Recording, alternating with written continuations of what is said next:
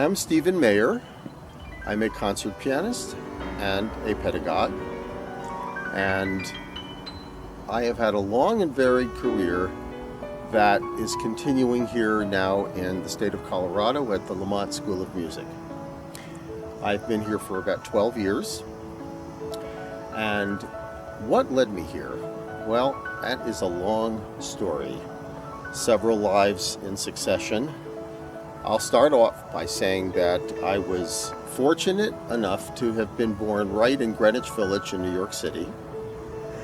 And by the age of about 16, was fortunate enough as well to win the New York Times contest for all of the pianists in New York City and play in Carnegie Hall and Avery Fisher Hall the next year while still a high school kid.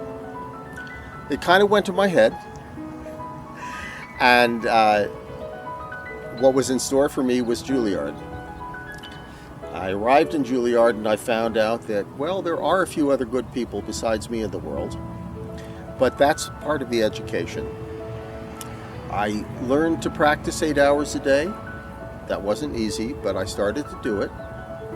And in my 20s, I had a succession of heartbreaks and successes in short order that kind of led to what I would call a kind of semi-international career by the age of about 28.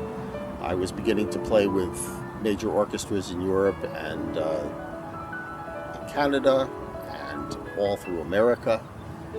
And I began to specialize a little bit by the age of 30 or so in the American canon, which is something that has sort of taken me indirectly all the way here to Lamont. But let me stop a few more times along the way and just mention a few things. When I was 33, I won the first prize in the Carnegie Hall International Music Competition, playing music by Harlem Stride pianists, jazz musicians from the 1920s in Harlem. And I began to create programs that would open with the classics, let's say Mozart, Schumann, Brahms, Chopin, Beethoven, and segue in the second half into American music, including American jazz. This ended up being for me a wonderful entree into the management echelon kind of careers, which back in those days, we're talking about the 80s and 90s now, were absolutely essential in terms of making a career. I did take teaching jobs along the way here and there. I taught actually in my young 30s at UCLA in California, and then at the Manhattan School of Music for 7 years where I was a professor. But I can't really say, looking back on it now, that I had the commitment to teaching or the time at that point in my career that I do now. To jump further ahead faster, in my 40s, I started a lifetime music project with the Naxos record company. And I gradually became more oriented towards recordings than live performances, though I kept a schedule of, say, 20 concerts a year, but I had been playing 40. And as I got more and more into recordings, and particularly American music, and I included in that the music of Charles Ives, and the music of American composers from the first part of the 1900s, I found that I could interest audiences in the whole concept that America's piano music actually deserved a place right next to Europe's concert music. However, not without the inclusion of vernacular music. And this is where the Harlem Stride I played earlier came in, and where I would add composers such as George Gershwin to the mix. And by the time I was in my late 40s, I was very busy doing concerts and recordings of this kind of music. I had a period of about 20 years where I did not teach at all. I was too busy with other projects, but decided at a certain point it would be nice to come back into the market as a different, more mature person. And I snooped around to see what kinds of jobs were out there, and I didn't find anything that gave any competition to the Lamont School of Music. Just look at it. What a resplendent, beautiful place it is. And look at Colorado, and look at the wonderful atmosphere here. And I would say, looking back on the 12 years that I've been here, one of the major advantages for students coming in, as well as faculty who are lucky enough to teach here, is that we're in a part of the country where everything is in front of us. We're not in New York and Boston or in San Francisco, obviously. We're not even in Aspen. We're in a place where we can make the future, and we are making it now. And looking back, I would say roughly 80% of the students I've taught here have remained in the area and have a secure foothold as musicians and are very glad that they came. I think that Lamont is, as far as teaching philosophy goes and as far as atmosphere goes, in a special kind of place that I can't really compare to any other schools where I've taught or where I've given master classes, and I do frequently give classes throughout the country. It has a kind of humanistic approach and a kind of individualistic approach to the person. And I came to sort of see that my own philosophy fit in very well here, in that I would just put it simply that I teach the person before I teach the instrument. And boy, are they different. I have had every sort of person come here from so many different countries.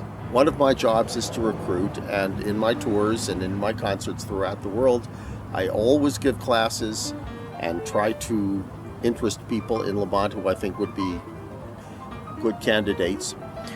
I've had very good success in bringing international students here, not just from Asia, where so many are these days, but also from Europe. And no one who's come here has not commented on the unusual atmosphere, the way in which the person comes first.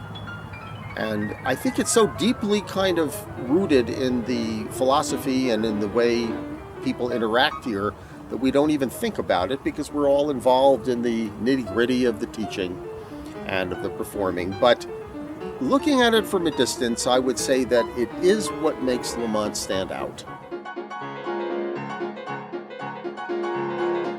I came to teach lessons, but at the time I was beginning work here, a new initiative was being taken, and 3 positions had opened up in 3 different instruments for people who had established careers, had high visibility, and who had marketability in terms of recruitment, bringing in students. So I was primarily brought here as a performer and as a recording artist who could bring a level of student to the piano department that heretofore had not had a chance to be part of this program.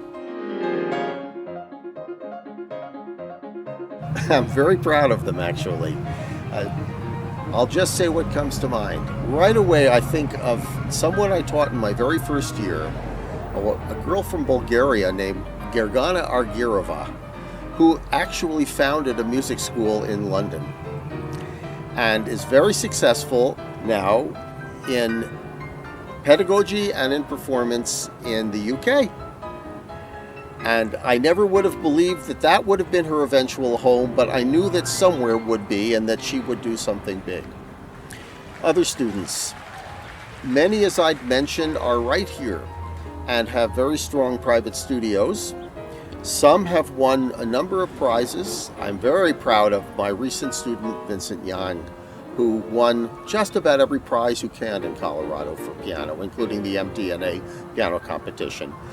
One of the things that I do here, because we don't offer a doctorate, is kind of run my own little prep school for doctoral programs. And I am very proud that most of the students who have been in my own personal little school here have graduated on and gotten into doctoral programs all through the country. And I hope to continue that.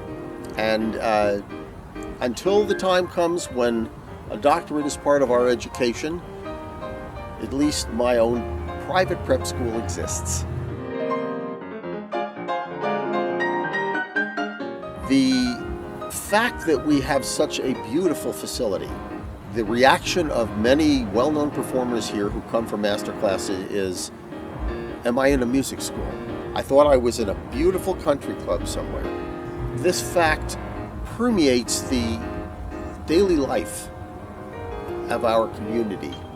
And I think that we kind of harbor an unconscious pride in the beautiful atmosphere outside of us and seek to kind of enhance our own musical experiences through this inspiration.